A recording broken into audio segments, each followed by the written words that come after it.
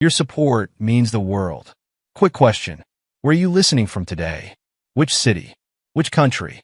Drop it below. Now, let's dive into today's story. The autumn breeze swept across the construction site as Matthew Sharp stood atop the skeletal framework of his latest project, a 15-story sustainable office complex that would redefine downtown Hartford skyline.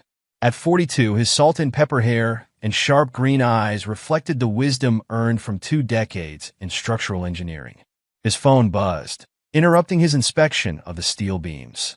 Another bank notification, $500 withdrawal to AEC Medical. Matthew's jaw tightened. The third such payment this month, following an identical pattern from the previous months. He pulled up the banking app, his calloused fingers navigating through their joint accounts history. Mr. Sharp? Dave Martinez's voice carried across the site. The foreman hurried over, his weathered face creased with concern.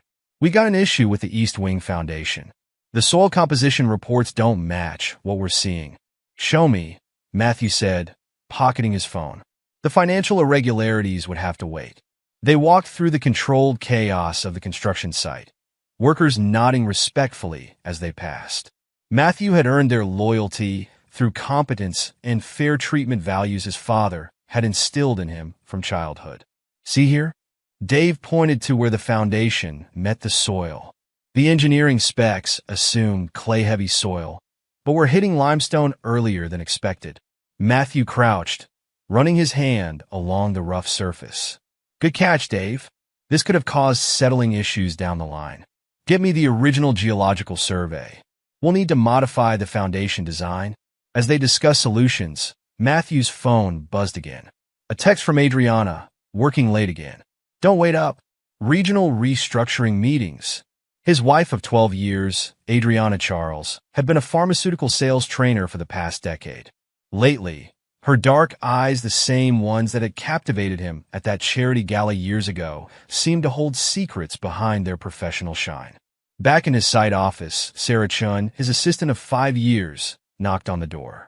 Your wife called earlier. She mentioned a training session in Hartford tonight.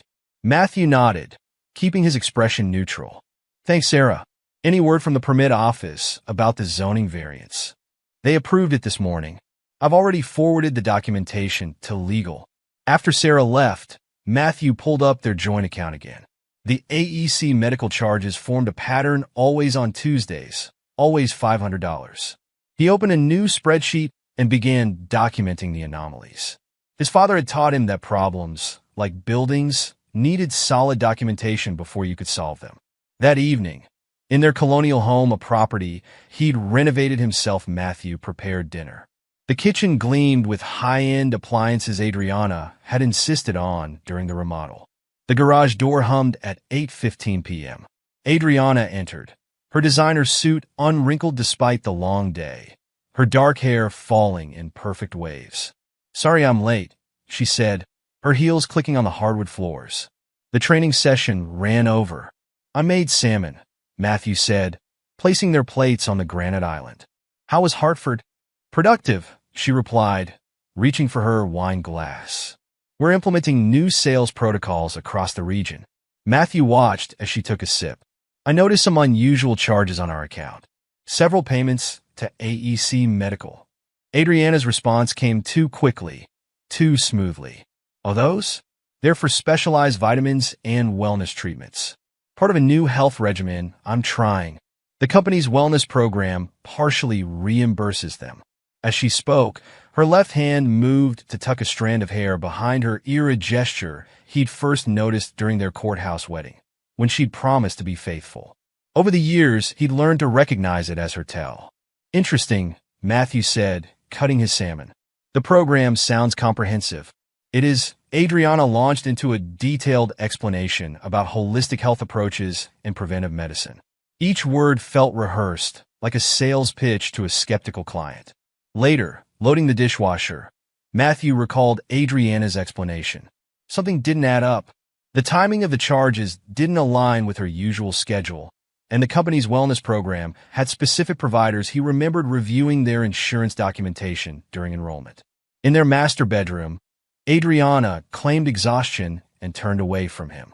Matthew lay awake, his mind working through the discrepancies like a complex structural problem. In construction, small irregularities often pointed to larger issues. The same principle he suspected applied to marriages. He thought about their life together, the vacations, the dinner parties with friends, the plans they'd made. Had it all been as carefully constructed as the explanation she'd given tonight? Matthew Sharp had built his career on attention to detail, and now those same instincts were telling him something was very wrong with the foundation of his marriage. Over the next 2 weeks, Matthew approached the mystery of his wife's behavior with the same methodical precision he applied to his engineering projects. He created a detailed spreadsheet, cross-referencing Adriana's claimed whereabouts against credit card statements and bank withdrawals. The yoga studio where she supposedly attended evening classes, Inner Peace Wellness on Maple Street, had closed 6 months ago. Matthew verified this personally, driving past the empty storefront during his lunch break. The space was being converted into a vape shop, construction permits clearly visible in the window. In his office, overlooking the Hartford skyline, Lamar Gray knocked on his open door. The senior project manager held 2 cups of coffee, offering one to Matthew. "Thanks," Matthew said, accepting the cup. "Been meaning to mention something," Lamar said, settling into a chair. "Saw your wife at Logan Airport last Tuesday, around 2 p.m. Thought it was odd since you mentioned she was in Hartford that day." Matthew's fingers stilled on his keyboard. "Logan Airport? You're sure?" "Definitely her. She was with some guy tall, looked like a Ken doll in a suit. They seemed familiar with each other." The description matched Calvin Campbell, one of Adriana's colleagues.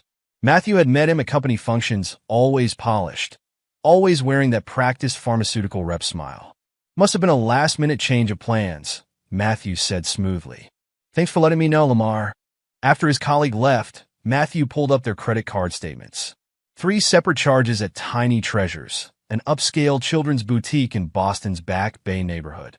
The most recent purchase was for $347.82. Children's clothes. They discussed having kids early in their marriage, but Adriana had always found reasons to wait. Too focused on her career, she'd said. Not ready for the responsibility. His phone rang. Ernest Pennington, his older brother and a real estate attorney who'd never quite warmed to Adriana. "Matt, got time for lunch? Need your eyes on a development proposal." At Morton's Steakhouse, their usual spot, Ernest noticed Matthew's distraction immediately. "You've got that look," he said, cutting into his ribeye. "The same one you had when you discovered that contractor was using substandard concrete on the Wilson project." Matthew considered his options. Ernest had always been direct, sometimes brutally so. "What's your experience with hidden assets and divorces?" Ernest's knife paused mid-cut. "Speaking hypothetically, for now." His brother's expression darkened. "More common than you'd think. Usually starts with unexplained expenses, irregular patterns. The smart ones plan it for months, sometimes years." "Why?" Matthew shared what he'd discovered: the medical charges, the children's boutique, the airport sighting. Ernest listened intently, occasionally making notes on his phone. "The inn in Boston," Ernest said finally. "The one she visits every 3rd weekend. Have you ever met her?" "No," Matthew realized. "There's always some reason why I can't come along. Aunt's migraines, scheduling conflicts." "Start documenting everything," Ernest advised. "And Matt? Remember when Dad insisted on keeping the house solely in your name? Said it was because he provided the down payment?" Matthew nodded. Their father, a retired construction foreman, had been adamant about it. "The old man's smarter than we gave him credit for," Ernest said. "That might turn out to be your saving grace." Back at the construction site, Matthew immersed himself in work. The sustainable office complex represented a $50 million investment. He couldn't allow personal issues to compromise its execution. Dave approached late in the afternoon. "Mr. Sharp, got a minute?" The crew's asking about the year-end bonus structure. As they discussed the details, Matthew noticed a familiar car pulling into the parking lot across the street. Adriana's silver Mercedes, distinctive with its custom wheels. She was supposed to be at a client meeting across town. Calvin Campbell approached her car, his expensive suit and perfectly coiffed hair marking him as out of place among the construction equipment. Matthew watched their interaction, the casual familiarity, the way Calvin leaned into her window, their conversation lasting several minutes. That evening, Adriana mentioned nothing about meeting Calvin. Instead, she spun an elaborate tale about her client meeting, describing a conference room Matthew now knew she'd never seen. In bed that night, Matthew lay awake, pieces of the puzzle shifting into clearer focus. The Boston trips, the irregular expenses, the children's boutique charges, they were telling a story he couldn't ignore any longer. The migraine struck Matthew during a crucial site inspection of the East Wing Foundation. Fluorescent lights in the temporary site office sent shooting pains through his skull, making it difficult to focus on the structural integrity reports. "You look like hell, boss," Dave said, concern evident in his voice. "We can handle things here. Why don't you head home?" Matthew rarely left work early, but the throbbing behind his eyes had become unbearable. "Call me if anything comes up," he said, gathering his things. The drive home was a blur of pain and rising nausea. Adriana's silver Mercedes sat in their driveway, unusual for this time of day. She hadn't mentioned working from home. Matthew entered quietly, heading straight for the kitchen's medicine cabinet where they kept the prescription migraine medication. Adriana's voice drifted down from upstairs, sharp with irritation. "Mom, stop worrying. The timing is perfect. Matthew's almost done paying off the mortgage." He froze, hand on the cabinet door. "Once the house is free and clear, I'll file for divorce and claim domestic abuse. Kevin and I can finally be together with our secret kid." The bottle of painkillers slipped from his grasp, clattering against the stainless steel sink. Upstairs, Adriana continued unaware. "The documentation is bulletproof. I've had Robbie Durham and Vanessa witness our arguments." Matthew's always so focused on his precious buildings, he never noticed the groundwork I've been laying. Robbie Durham is friends since college. Vanessa Solomon, their neighbor, who'd helped Adriana organize their 10th anniversary party. The betrayal ran deeper than he'd imagined. Of course, the abuse claims are fake, Mom, but it's not like he can prove they aren't. Courts always favor the mother, especially with Kevin's friend Terry Bishop handling the case. "By this time next year, I'll have the house, half his savings, and alimony. He'll be too busy defending himself to figure out about Jamie." Jamie. The children's clothes suddenly made sense. While he'd been building sustainable office complexes, his wife had been constructing an elaborate trap, complete with a secret child.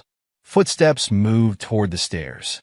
Matthew slipped out the back door silently, his migraine forgotten in the rush of adrenaline. In his car, he made 2 calls. First to Ernest. That theoretical question just became practical. "Need your help. All of it." Then to Sarah, "Clear my schedule for tomorrow. Family emergency." And Sarah, "Pull everything we have on Robbie Durham's consulting contracts with the firm. Every invoice, every site visit report."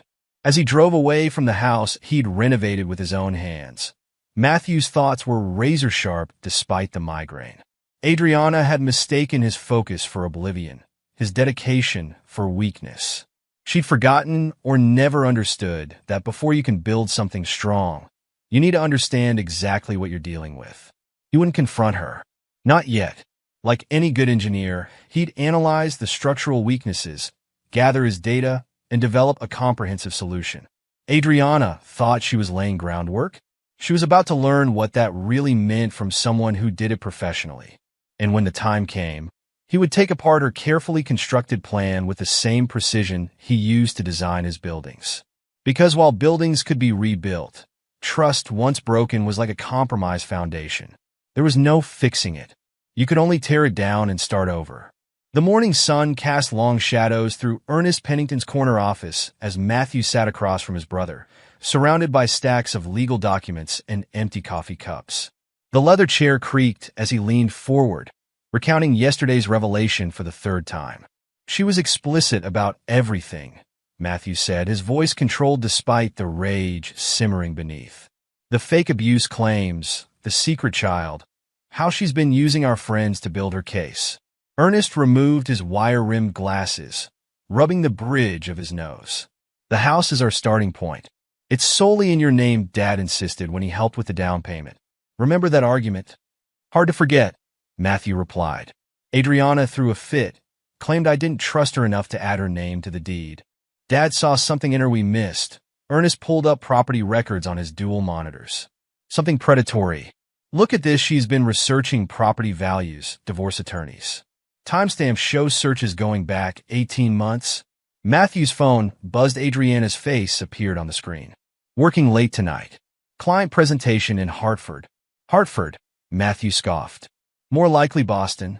Don't respond, Ernest advised, already dialing a number. Gail? Need your help on this one. Priority investigation. Gail Rangel's gravelly voice filled the speakerphone as Ernest outlined the situation. The private investigator had helped Ernest on numerous cases, known for finding evidence others missed. Give me 2 hours, Gail said. I've got contacts in Boston real estate. While they waited, Matthew paced the office, his engineering mind breaking down the problem into components. She mentioned someone named Kevin. Must be Calvin Campbell, works in her department. Tell me about him. Pharmaceutical rep, been with the company 5 years. Helped me build our deck 2 summers ago. Matthew's jaw tightened. Came to our anniversary dinner last year. Gave this big toast about enduring love. Ernest made notes, his legal pad filling with names and connections. We'll need everything on Campbell. Employment records, travel patterns, financial statements. Gail called back sooner than expected. Got something interesting. Address in Back Bay. Registered to Mari Mooney. That name mean anything. Adriana's cousin, Matthew confirmed. The sick aunt she visits. Well, cousin Mari's got a 3-year-old boy enrolled at Little Scholars Preschool. James Mooney, Jamie, for short. Kids records list an emergency contact. Calvin Campbell. The revelation hung in the air. 3 years. They've been hiding this child for 3 years. There's more, Gail continued. Apartments paid for through a shell company. Traces back to a joint account between Mooney and Campbell. Ernest scribbled furiously. We need surveillance on that location. Photos, visitor logs, everything. Already on it, Gail replied. Got people watching the school too. Discreet professional. They worked through lunch, picking at sandwiches Ernest's assistant brought in. Bank statements revealed a pattern of transfers, each just under reporting thresholds. Property records showed Mari Mooney's apartment purchased through a complex series of transactions. Look at this, Ernest pointed to a sequence of payments. Medical expenses, wellness treatments, all to companies that barely exist. She's been siphoning money for years. Using our joint accounts, Matthew noted. But it's my income she's stealing, which gives us grounds for criminal charges. Ernest smiled grimly. Fraud, misappropriation of funds. By evening, they had outlined their initial strategy. Ernest called in favors from colleagues, setting up meetings with specialists in divorce law and financial crimes. One more thing, Ernest said as Matthew prepared to leave. We document everything from now on, every lie, every missing dollar, every false allegation. Build our case while she thinks she's building hers. Matthew nodded, his expression hardened by betrayal. She won't see it coming. That's exactly right, Ernest replied. Let her think her plan is perfect. Meanwhile, we'll be constructing something much stronger. The extent of betrayal unfolded over the next days like a cancer revealed in stages. Robbie Durham's involvement cut deep. Matthew's friends since their MIT days had been methodically documenting their interactions, twisting reality into a narrative of abuse. Look at these photos. Gail spread surveillance images across the conference table. Durham's been following you for months. Every gesture, every conversation, all captured and distorted. Matthew examined the evidence. A friendly clap on the shoulder at a barbecue, photographed to look threatening. An animated discussion about the Patriots game, framed to suggest aggression. Found his connection, Gail continued. Durham's firm does consulting work for Campbell's department. Been on their payroll for 2 years. Ernest made notes building their case. Any other witnesses they've lined up? Vanessa Solomon. Gail pulled out more files. Your neighbor? She's notarized statements about witnessing disturbing patterns of behavior. Vanessa. Matthew's voice was cold. We had dinner with her and her husband last month. She borrowed my tools to fix her deck last summer. She's done this before, Gail revealed. Found 3 other divorce cases where she acted as a witness. Always the same pattern abuse allegations. Always supporting the wife. But Calvin Campbell emerged as the architect of betrayal. Surveillance photos showed him with Adriana and Jamie at parks, restaurants, shopping centers.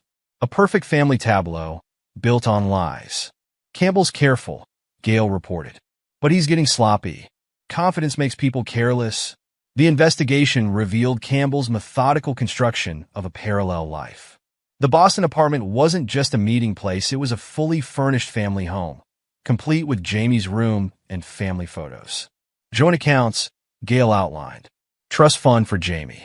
Private school applications listing Campbell as the father. They've created an entire shadow existence. Matthew studied a photo of Jamie at a playground, Calvin pushing him on a swing while Adriana watched. The boy had Calvin's features, the same nose, the same smile. The affair started within months of Campbell joining the company. Gail continued. 5 years of deception, planned and executed with precision. But they're making mistakes now, getting comfortable. Ernest arranged a meeting with Jordan Acevedo, a forensic accountant renowned for unraveling complex financial fraud. We need everything, Ernest told Jordan. Every dollar they've moved, every account they've touched. The web of betrayal extended beyond family and friends. Colleagues at Matthew's firm had been enlisted to support Adriana's narrative. The foundation of his life had been corrupted, piece by piece. She's isolated you systematically, Ernest observed. Turned your social circle into witnesses against you. It's tactical, making you look unstable, aggressive. Matthew's response carried the cold precision of his engineering mind. Then we'll build a new foundation, one that buries them all. Jordan Acevedo's office resembled a command center, monitors displaying financial records and transaction patterns. The forensic accountant had worked through 3 nights, tracing money movements with obsessive detail. Nearly $200,000 diverted to Boston, Jordan explained, highlighting transactions on his main screen. Structured to avoid detection, medical expenses, wellness treatments, investment accounts. All eventually flowing to shared accounts with Campbell or Mari Mooney. Matthew studied the patterns, his engineering mind recognizing the systematic approach. Show me the timeline. Started small, Jordan pulled up a chronological display. Test transfers building confidence. Then larger movements disguised as legitimate expenses. Classic fraud pattern, but executed with unusual patience. Ernest arrived with fresh coffee and more files. They got greedy, though. Made mistakes. Significant ones, Jordan agreed. The transfers to Mari's accounts created clear patterns. Regular withdrawals, predictable timing. They thought they were being clever, but they built a trackable system. Matthew stood at the window, watching construction cranes move against the skyline. What's our next move? Ernest laid out documents on Jordan's conference table. First, we protect your assets. The house will transfer it to me for nominal consideration. $1 makes it legally binding. She'll challenge it, Matthew said. Let her try. Ernest's smile was predatory. The transfer will be bulletproof. Meanwhile, we move your personal savings to new accounts. Dad's insistence on separate finances? Turns out he was protecting you all along. Jordan interrupted, pointing to his screen. Found something in Campbell's records. His expense reports don't match his actual movements. He's been falsifying corporate documents to cover his Boston trips. Matthew turned from the window. Can we prove it? Better. Jordan's expression was grim satisfaction. We can show systematic fraud extending beyond your situation. Sales figures, expense accounts, client reports all manipulated. He's been defrauding his company while helping Adriana defraud you. The counterstrike took shape over the next hours. Matthew transferred his personal savings to new banks, accounts opened under Ernest's guidance. The house transfer was prepared with meticulous documentation. Sign here. Ernest pushed the papers across the desk. $1 consideration. Legally solid, morally justified. Matthew's signature was steady, his resolve hardened by betrayal. What about Campbell's employer? Anonymous tip, Ernest suggested, with comprehensive evidence of falsified reports. Let their internal audit team take him apart. They worked past midnight, building their response to years of deception. Each betrayal would be answered, each conspirator exposed. Matthew thought of Adriana's smug confidence, her certainty that he was too absorbed in work to see her machinations. One final consideration, Ernest said as they finished. When this falls apart, she'll play victim. claim you're retaliating, trying to silence her. Matthew's response carried the weight of absolute certainty. Let her try. I've got something she doesn't. What's that? Truth, Matthew said simply. And I'm going to use it to destroy everything she's built. The pieces were set. Like the complex structures he engineered, Matthew had analyzed the weaknesses in Adriana's scheme and designed something stronger. Now it was time to watch her house of cards collapse under its own weight. The afternoon sun filtered through the glass walls of Pharmacor's executive conference room as Calvin Campbell faced the internal audit committee. His normally immaculate appearance showed signs of strain, his Hermes tie slightly askew, a fine sheen of sweat on his forehead.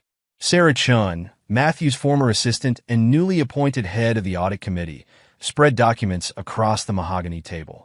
Her promotion 6 months ago had puzzled many. Now her purpose became clear. Mr. Campbell, Sarah's voice carried the quiet authority she'd learned from Matthew. These expense reports from your Hartford territory show significant discrepancies. Would you care to explain? Calvin adjusted his tie, a recent gift from Adriana. As I've stated, these numbers reflect standard industry practices and standard practices? Sarah pulled up a projected spreadsheet. Like claiming client meetings in Hartford while your credit card shows dinner at L'Espalier in Boston? Or perhaps you'd like to explain how your reported sales figures exceed total market capacity by 40%. The conference room door opened. Thomas Blackwood, regional director, entered flanked by HR representatives and the company's legal counsel. That's enough, Campbell. Thomas's deep voice filled the room. We've reviewed everything.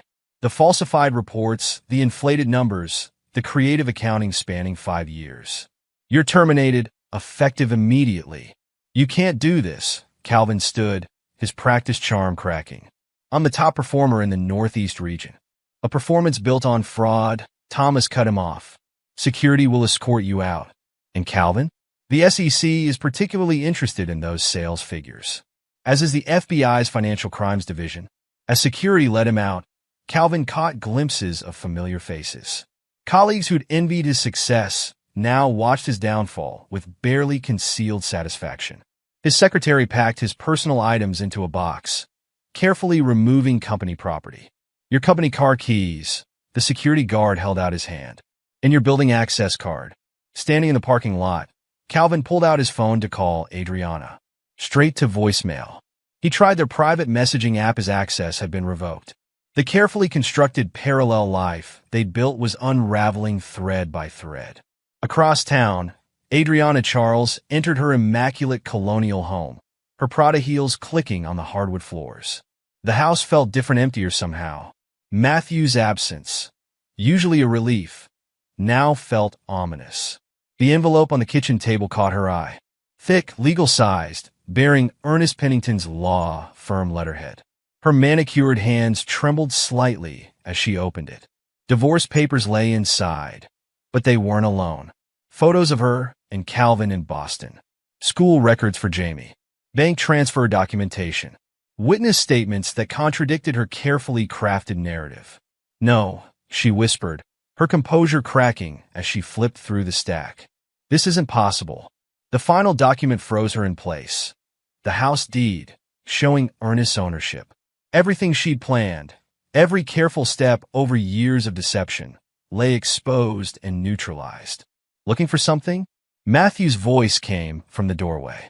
He stood there, his frame filling the space, radiating a quiet power she'd never fully appreciated before. Matt, please. I can explain everything, she began, reaching for the script that had served her so well. Save your performances for someone who still believes them. He cut her off. Though you might want to find a new audience. Terry Bishop's facing an ethics investigation for agreeing to file false abuse claims. You can't prove anything, she snapped, her mask slipping to reveal the calculating woman beneath. The courts always side with the mother. Matthew's laugh held no warmth. Interesting strategy, considering you've hidden your child for 3 years. How is Jamie enjoying Little Scholars Preschool, by the way? Still finger painting on Thursdays? The color drained from Adriana's face. How could you possibly? No. I know everything, Adriana. Every lie. Every stolen dollar. Every false statement Robbie and Vanessa prepared. It's all documented, verified, and in the hands of people who know exactly what to do with it. Those are lies, she snarled, desperation replacing composure. Robbie and Vanessa saw how you treated me. They witnessed your carefully staged performances? Matthew smiled, the expression reminiscent of a wolf. You might want to check on your co-conspirators. They're rather preoccupied with their own legal troubles at the moment. Adriana lunged for the papers, but Matthew's reflexes were faster. He gathered them smoothly into his briefcase. Ernest's office will be in touch, he said, moving toward the door. Oh, and you might want to call Calvin. He's having quite an interesting afternoon. Where are you going? Her voice rose, shrill with panic. Matthew paused, looking back at the woman he'd once believed in. To build something new, something authentic. You've taught me an invaluable lesson about foundations, after all. Left alone in the kitchen, Adriana's phone exploded with notifications. Messages about Calvin's termination, the SEC investigation, friends and colleagues suddenly unreachable. Her perfectly constructed life was collapsing, and for the first time in years, she had no prepared script to follow. Hartford County Courthouse hummed with anticipation as Matthew's civil suit against Adriana for fraud and misappropriation of funds began. Judge Eleanor Martinez, known for her zero tolerance of ethical violations and her background in financial crimes prosecution, presided over the case that had captured the legal community's attention. Your Honor, Ernest stood, his voice carrying authority earned through decades of practice. The evidence will show not only the systematic theft of nearly $200,000 through fraudulent medical charges, but a calculated attempt to abuse domestic violence laws for financial gain. My brother's wife didn't just commit fraud, she attempted to weaponize the very systems designed to protect actual victims. The courtroom fell silent as financial records filled the display screens. Jordan Acevedo took the stand, his forensic analysis revealing years of systematic theft. The patterns are unmistakable, Jordan explained, highlighting transaction sequences. Each transfer carefully structured to avoid detection, but creating a clear picture of premeditated fraud when viewed as a whole. Adriana sat with her new attorney, a last-minute replacement for Terry Bishop. Her usual poise had crumbled, replaced by barely contained fury. Bishop himself faced an ethics investigation for his role in preparing false abuse claims. The dominoes continued to fall. Robbie Durham's wife received an anonymous package containing proof of his false statements, along with evidence of his affair with a legal assistant. The divorce papers were filed before sundown. Vanessa Solomon's accounting firm discovered her history of notarizing false documents. Her professional license suspended, she faced potential criminal charges for multiple counts of fraud.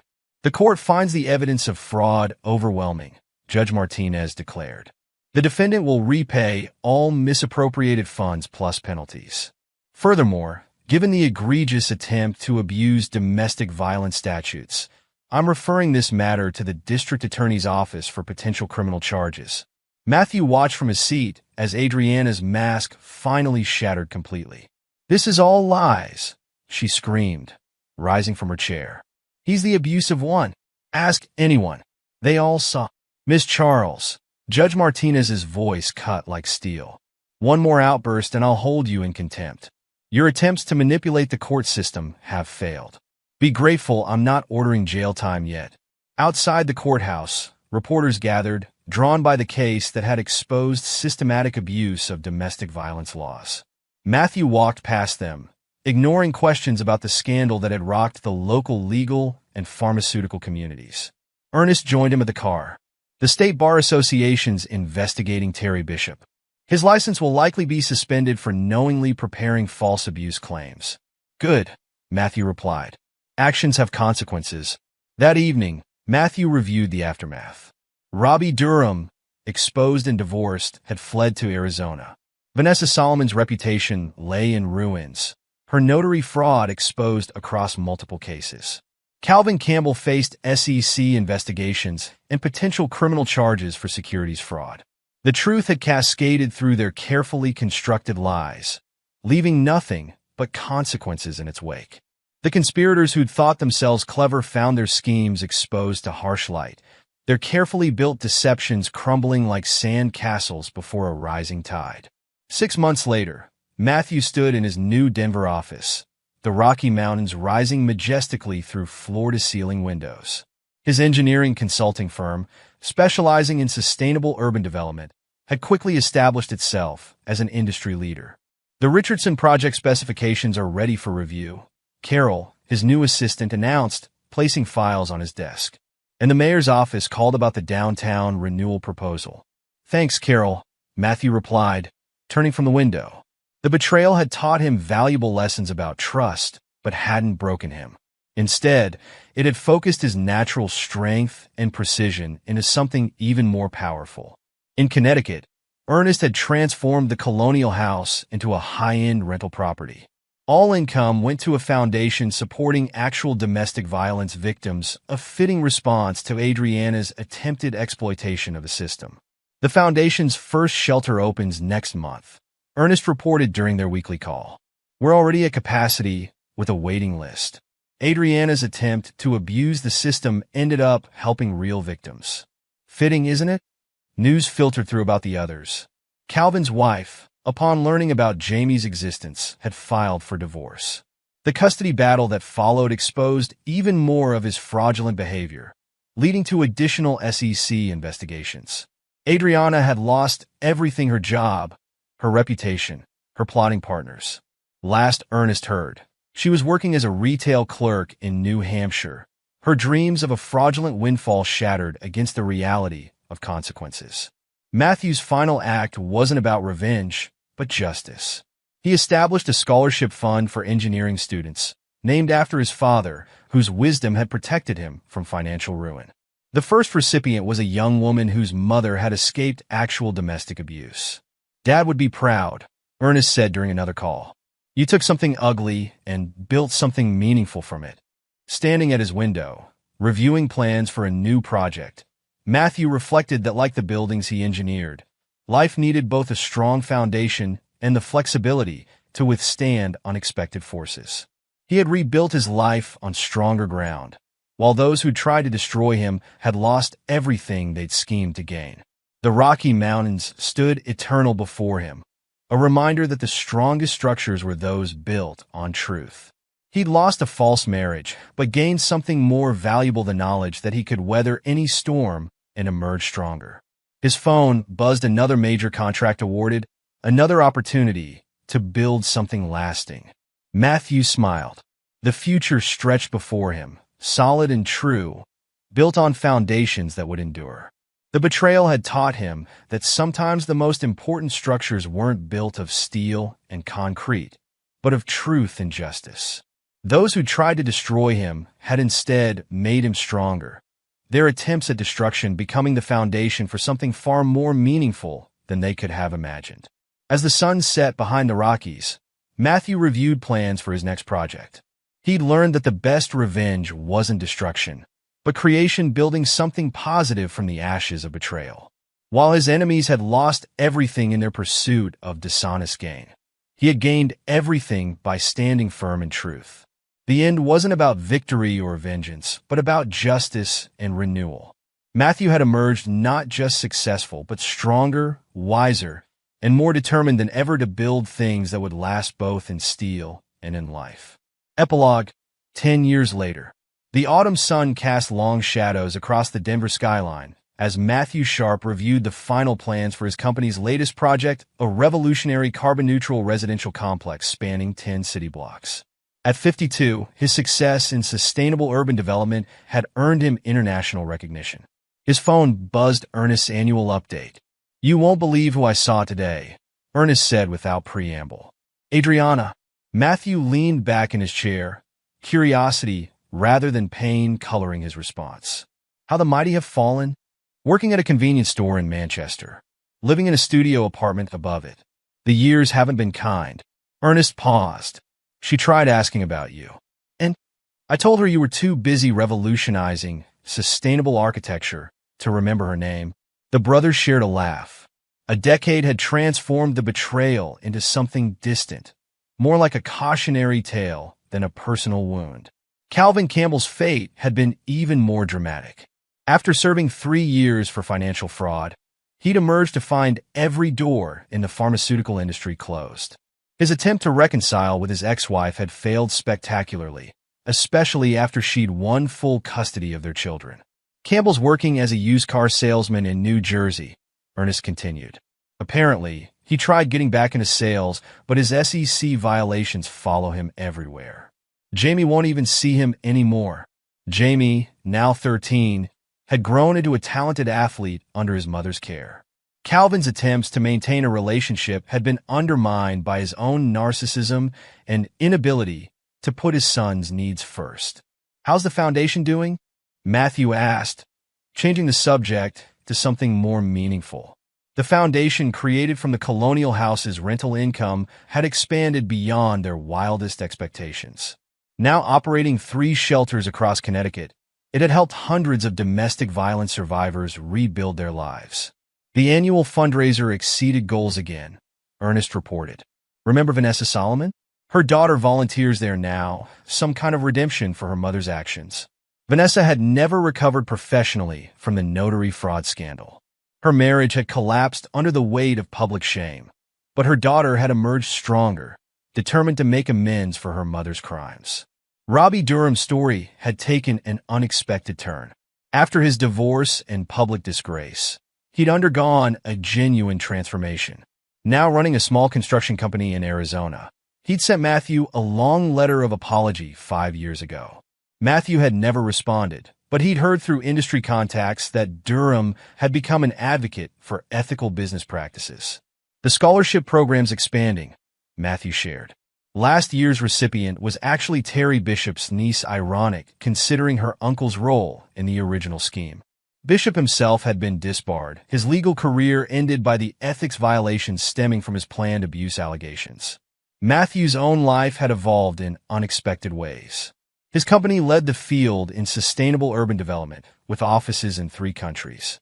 The lessons learned from betrayal had made him a better judge of character. His current team was built on a foundation of absolute trust and integrity. "Sarah Chin's running our Asian operations now," he told Ernest. "Remember my former assistant who helped expose Campbell? She's transformed our presence in the Singapore market." The conversation turned to family matters. Ernest's daughter had just made partner at his firm, carrying on the family's legal legacy. Their father, whose wisdom had protected Matthew's assets, had passed away 5 years ago, but his influence lived on through the scholarship foundation bearing his name. "Dad always said the truth finds its way to the surface," Ernest mused. "Like water coming up through concrete." After hanging up, Matthew walked to his office window. Denver had changed in the decades since he'd arrived, and he'd helped shape that change. His projects emphasized not just sustainability, but community-building spaces that fostered connection and trust. The irony wasn't lost on him. Adriana's betrayal, meant to destroy him, had instead catalyzed his greatest achievements. While she struggled to survive on minimum wage, her dreams of wealth shattered, he'd built something lasting and meaningful. Calvin's son Jamie had recently applied for an engineering internship at Matthew's firm, unaware of the connection. Matthew had recused himself from the decision, but smiled when he heard the boy had earned the position on merit alone. Sometimes justice worked in subtle ways. The Foundation's latest initiative focused on preventive education, teaching young professionals to recognize and respond to financial abuse. Matthew occasionally spoke at these sessions, turning his experience into a tool for helping others. "Mr. Sharp?" Carol, still his assistant after all these years, appeared at the door. "The mayor's here for the Riverside Development meeting." Matthew gathered his papers, pausing to straighten a framed photo on his wall, the first Foundation shelter's opening ceremony. The plaque beneath it read, "From betrayal, we build strength. From deception, we forge truth." 10 years had transformed not just buildings, but lives. Those who'd chosen deception had reaped its bitter harvest, while those who'd stood for truth had built something enduring. As Matthew headed to his meeting, he reflected that the best revenge wasn't destruction, but creation. He'd taken the broken pieces of betrayal and built a legacy of truth, helping others while his betrayers faded into cautionary tales. The story had ended not with a bang, but with justice quiet, relentless, and complete. Like the buildings he created, the truth had proved stronger than any deception, standing firm long after the lies had crumbled to dust. Time for the next project, he murmured, stepping into the conference room where the future waited to be built. The end wasn't really an end at all, but a continuation of building, of growing, of transforming pain into purpose. While his betrayers remained trapped in the consequences of their choices, Matthew had built a life as solid as the foundations he laid, as true as the principles he lived by. The sun set behind the Rockies, painting the sky in shades of triumph. Another day of building something true, something lasting. Another day of proving that the best response to betrayal isn't bitterness, but building something better than what was lost. That perhaps was the greatest victory of all. And there you have it. Another story comes to an end. What did you think? I'd love to hear your thoughts in the comments below. If you enjoy this story, consider joining our community by subscribing. It means the world to us. For more stories like this one, check out the recommended videos on screen. And I'll see you there.